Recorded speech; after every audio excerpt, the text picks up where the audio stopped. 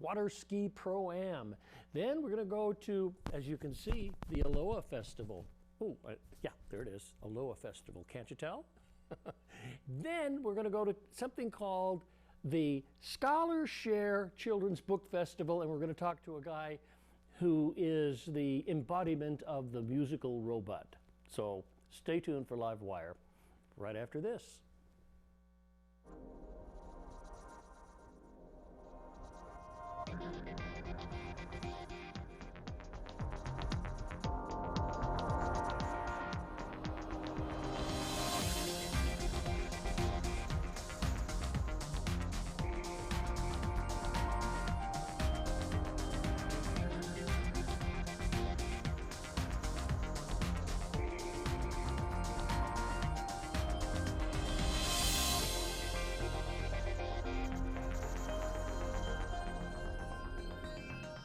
California Water Ski Pro-Am. Very interesting sound to it.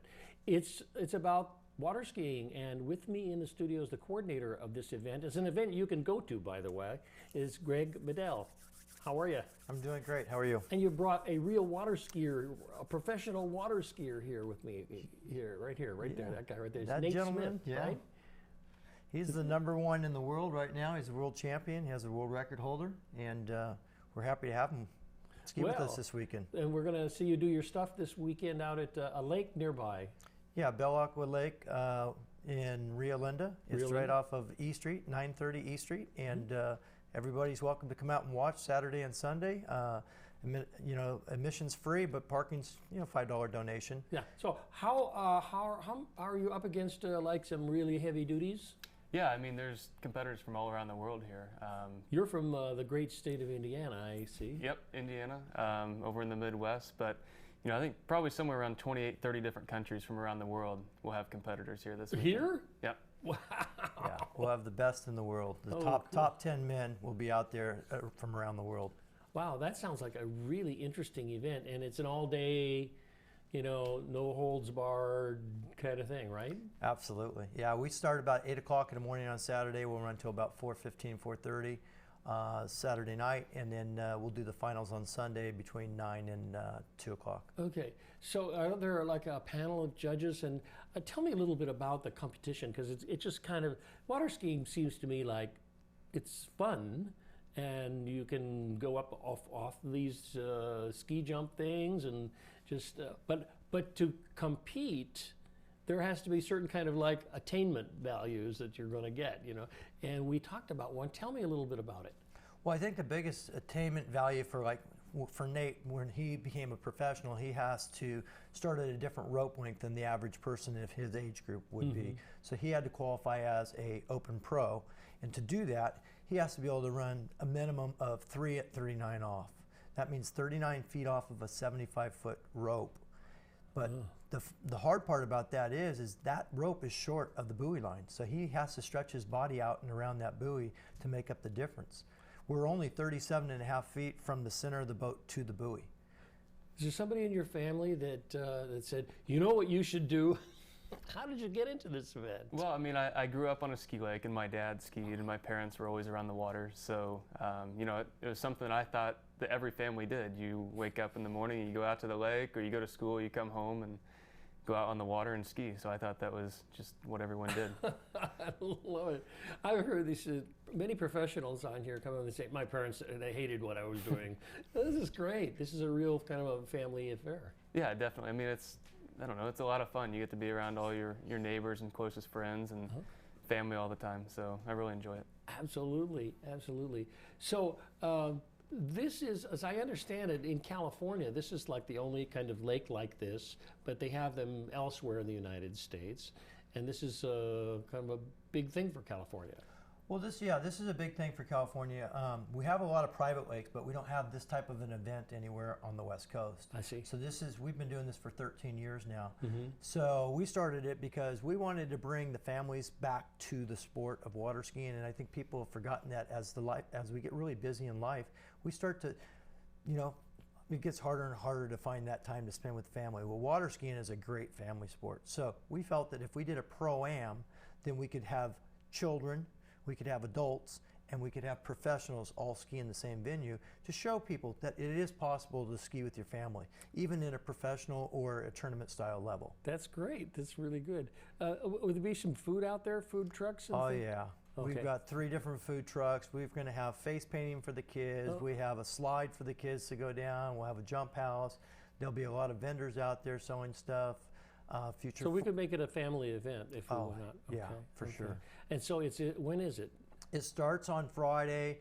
Most of the professional skiing will be done on Saturday and Sunday. Gate opens at 8 o'clock on Saturday morning. So I can go there and go for 3 days. You sure could. Get my fill of skiing or watching skiing. Absolutely. That's fascinating. Oh, there it is up on the screen. September 18th through the 20th at Bell. Is there a way to... We just go to the website to find out how to get to Rio Linda, right? Absolutely. There's really good directions there. It also has all the skiers that will be there from around the world, and it has all of the sponsors that will be on site too. Wow, that's amazing. And it's a kind of a fun thing. You'd think that water skiing would be like totally Californian, you know, and everybody would come jumping to it, because it is. It's absolutely a blast. Yeah, good. And so, what was the last competition you did? Where was that? Trying to think. The last tournament we really had was called the Malibu Open up in Milwaukee, Wisconsin. It was just a couple weekends ago. So. Yeah, we were talking before the show about the fact that you can't water ski in a bunch of months around in those Midwestern states because all the lakes are frozen. Yeah, well, I mean, we try and ski all the way up until when. Oh, is that you up there in that picture on the screen there? That is me. Yes. Well, okay, you're holding your ski. That's my ski. That's when I broke the world record actually. Wow. That picture right after. Yeah, happy boy there. Wow, there you go. And that's what you were talking about. He really has to go around that pylon or whatever that is. Yeah, that's the buoy. And, you know, like Greg said earlier, the rope does not reach the buoy. And the shorter you go, the further you have to reach around each buoy. And where the world record is that I set a couple of years ago, the rope is actually 5.5 feet short or inside of that buoy. Oh my goodness, look at that shot. What's happening there? So that's, after coming around the buoy, that's cutting back across the wake to get to the next buoy. Oh, I see. There's 6 buoys in a slalom course with two gates. There's an entrance gate now and I'm an exit getting gate. a picture of the competition. Yeah, so it's a course up this long lake. Wow. And Greg, are you the announcer? No, actually, I bring the announcers in for the event. I'm actually the tournament coordinator, and then also my wife Debbie, and we've been doing this together for 13 years. I also am a skier and a driver for the event too. Okay. Oh, you're a driver at the event. Yes. Wow. Okay, that's amazing. It is happening just this weekend, and it's in Rio Linda. Okay, and that's down the river, south of here. Is that correct? Yeah, it's not on the river. It's a man-made lake. It's right by the Rio Linda airport. There's a little municipal airport right before you hit into the airport. Take immediate left. There'll be signage there to get you into the event. And it'll just be fun. But the website will show us how to get there. Absolutely, it'll be real super easy. And we did put a lot of shade tents up and stuff for people so that they can stay out of the sun and enjoy it. Great, Greg. Ned, thank you very much for coming to talk to me about this. Appreciate it. Yeah, thank you. Thank you. Okay, we've got to take a short pause for the cause. We'll be back after this important message, and we're going to be talking about Hawaiian things, huh? All right.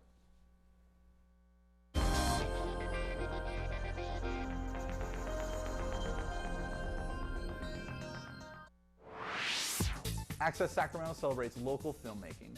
It's the 16th annual Place Called Sacramento Film Festival. See local films created by your neighbors. Local writers, actors, directors, and crew all working together to bring you stories about our community. People and places you know on the big screen. Join us Sunday, October 4th at 1 p.m. Tickets are available online now from CrestSacramento.com.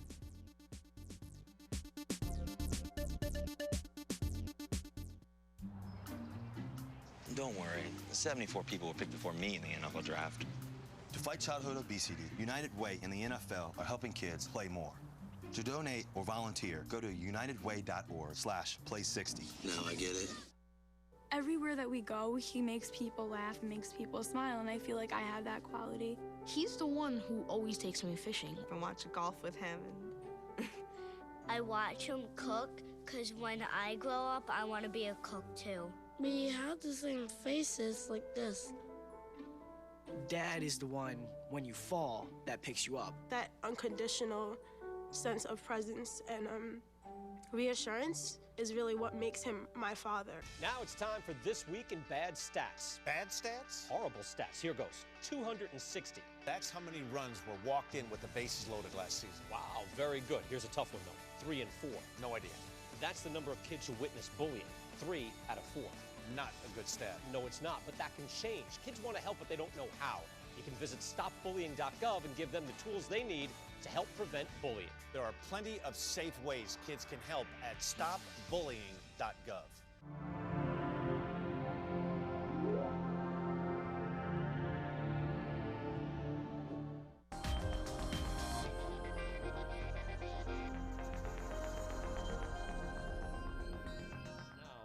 Back to our show. I'm Ray Tatar, and with me in the studio here is Mahela Ames. Very good, yes. Aloha. Aloha.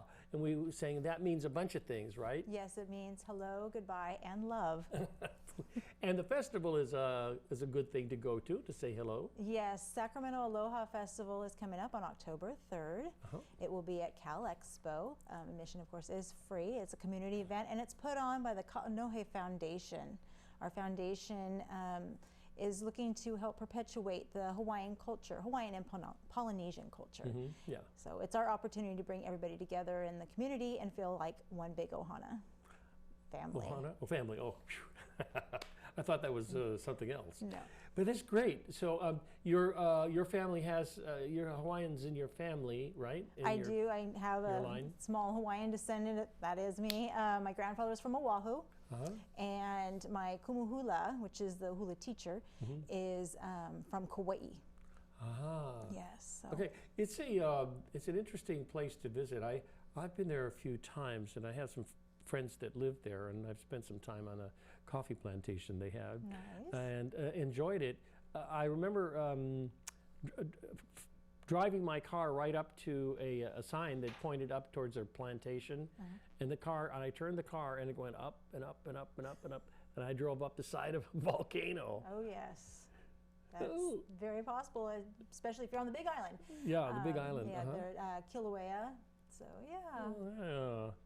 So anyway, this is a kind of a sharing of the culture and cultural foods. And it is. The Aloha Festival is our opportunity to bring different halau from Northern California. The halaus, of course, are where our dancers will learn the art of hula. And also we do have musicians that come. We're going to have 15 different halaus approximately that will be on 2 different stages. Then we also have 8 different sets of musicians that will be joining us, everything from ukulele playing, to reggae music. Then we're also going to have a cultural village, which will have a performance stage there. You can come and learn hot hula and see some other halaus. Oh, I can learn hula there? You can learn some hula, yes. We are going to have a basic and advanced courses. Move my body around. See, you're ready to be a kane dancer. What do you think? I think so. Of course, the men dance like this, don't they? Oh, that was for our kahiko. But yes, so Aloha Festival is going to be also an opportunity for our kids to learn about the culture of Polynesia and Hawaii. We do have a keiki corner for them to play dress up and make leis. We will have a workshop for lei making with fresh orchids. Also a poi pounding demonstration. Yes, and then ukulele workshop as well in the Culture Village. Oh, look, here's some slides. Look at that. Yes, that is some of the aunties from Halau Kawai Kahilani Malie. They are our gracious ladies. And they're going to be, the Halau Kawai Kahilani Malie is going to be there as well. And look at these young ladies, my goodness. That's the so keiki pretty. as well.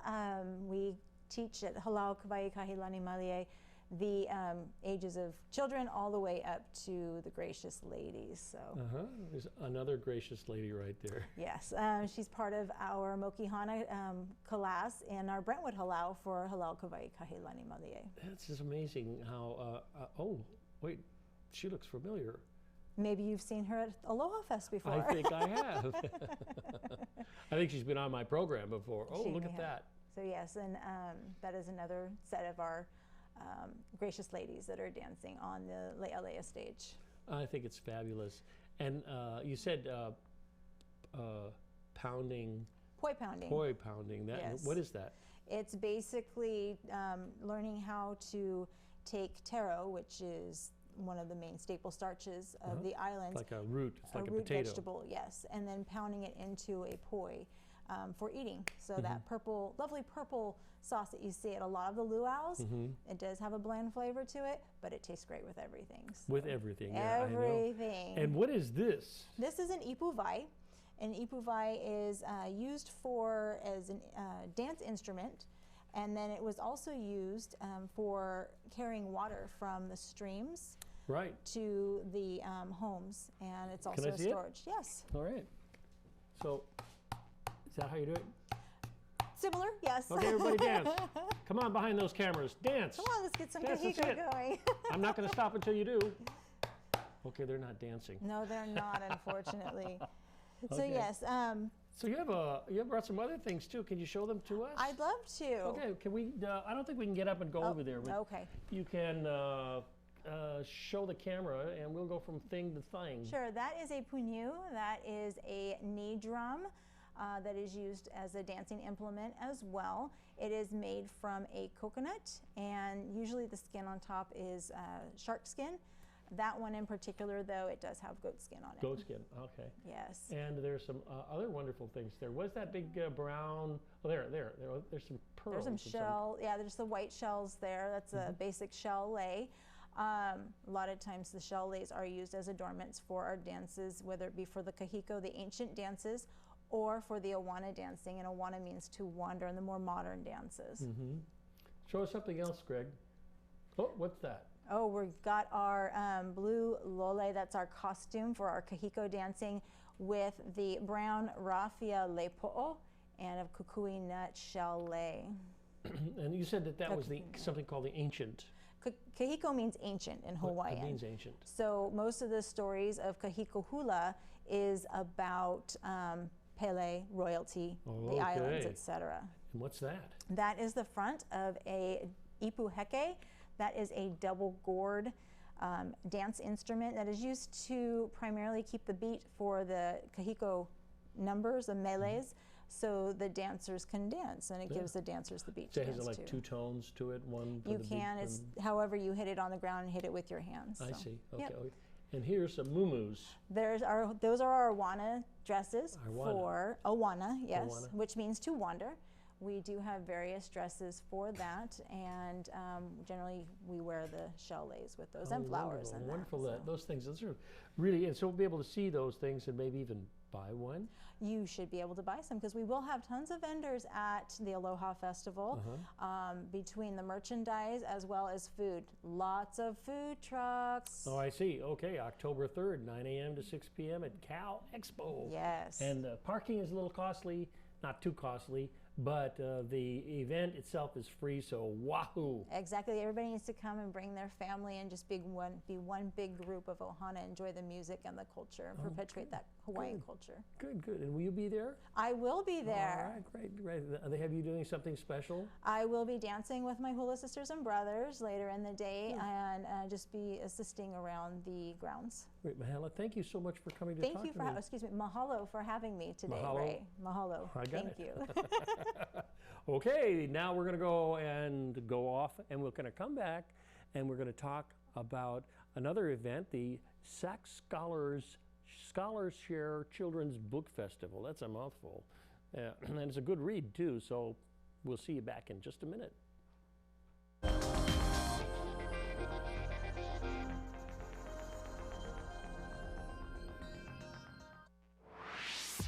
Access Sacramento celebrates local filmmaking. It's the 16th annual Place Called Sacramento Film Festival. See local films created by your neighbors. Local writers, actors, directors, and crew all working together to bring you stories about our community. People and places you know on the big screen. Join us Sunday, October 4th at 1 p.m. Tickets are available online now from CrestSacramento.com.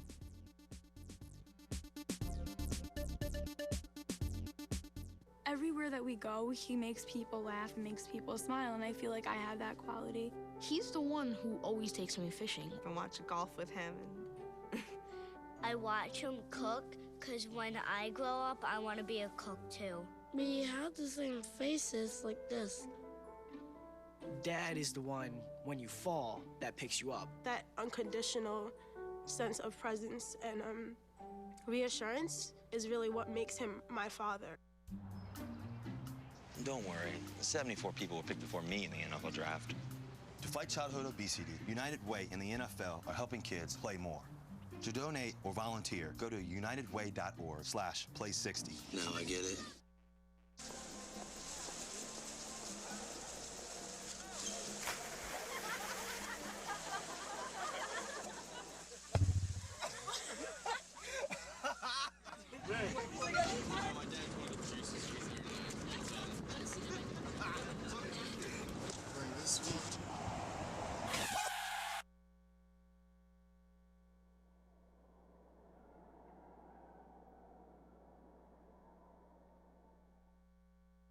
Now it's time for This Week in Bad Stats. Bad stats? Horrible stats. Here goes. 260. That's how many runs were walked in with the bases loaded last season. Wow, very good. Here's a tough one, though. 3 and 4. No idea. That's the number of kids who witness bullying. 3 out of 4. Not a good stat. No, it's not, but that can change. Kids want to help, but they don't know how. You can visit stopbullying.gov and give them the tools they need to help prevent bullying. There are plenty of safe ways kids can help at stopbullying.gov.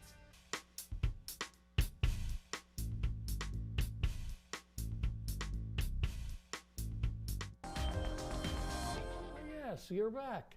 Thanks for being back. I wish to introduce Mr. Scott Nominee, who is a, how would you, you sing, but you also create visual beauty? I guess just a children's entertainer. Children's entertainer. As far as what we're talking about here tonight. Yeah. Yes, we are. And this this event that's coming up, what's it all about?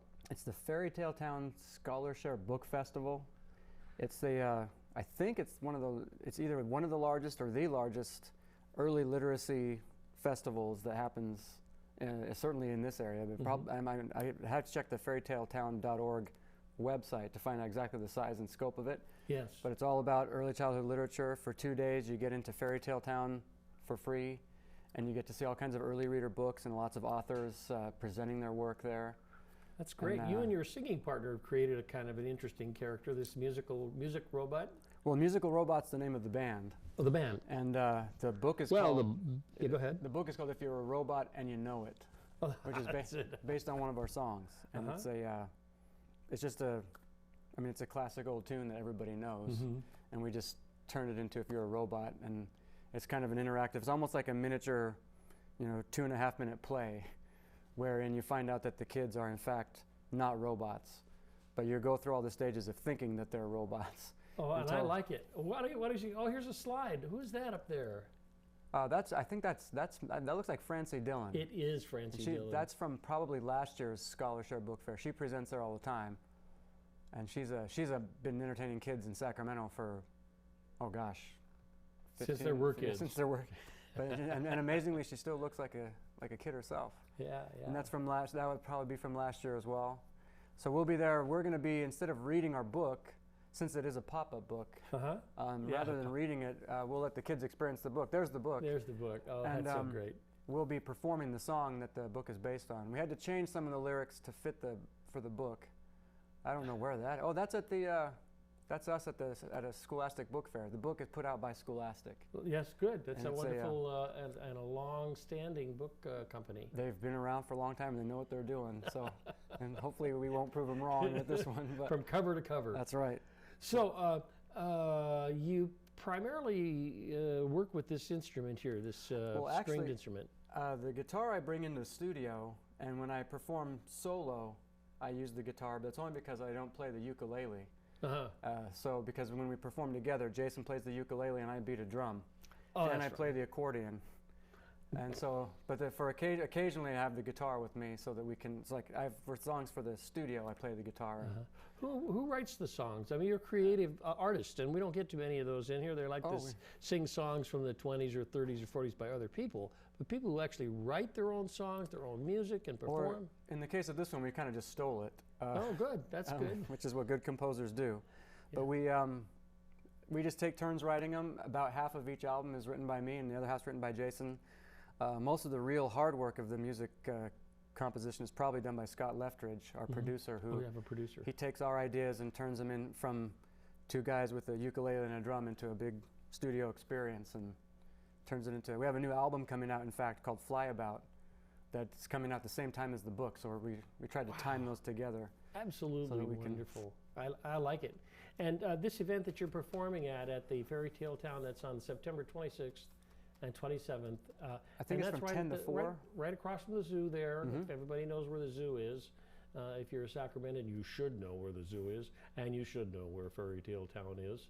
And it's a lot of fun in that part of the oh, it's a heck of a lot of fun. A large park. Oh, yeah. And we played there a couple times for different events that they've had. And they always get just really great kids that show up and know how to participate. And they know how to misbehave just enough. Yes. So, which is key to being a good kid. Absolutely, just enough. Just enough, that's right. Not too much. And I don't know, it's going to be hard. I just like hanging around Fairy Tale Town. I like to run the Crooked Mile. Oh, yes? I like to slide down the slide that comes out of the lady who lived in the shoes house. That's right.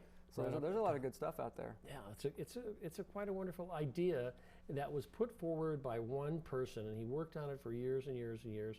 Finally, the city and everybody said, all right, be quiet, we'll build it. How about that? Yeah. Well, now we get to have Scholarshare book festivals out there, and well, I wish you well on this. Say, could you play this instrument for me? I sure could. Do we want to hear the song? The problem with the song is that it's from the book is that it's interactive, and it's in fact the idea. You can play just a little bit of it, and then you'll have to take us out because we have like about 30 seconds. Oh well, perfect. So that they played this song first at a preschool where David A. Carter's wife worked. And she's the one that went to him and said, hey, you should turn this song into a pop-up book.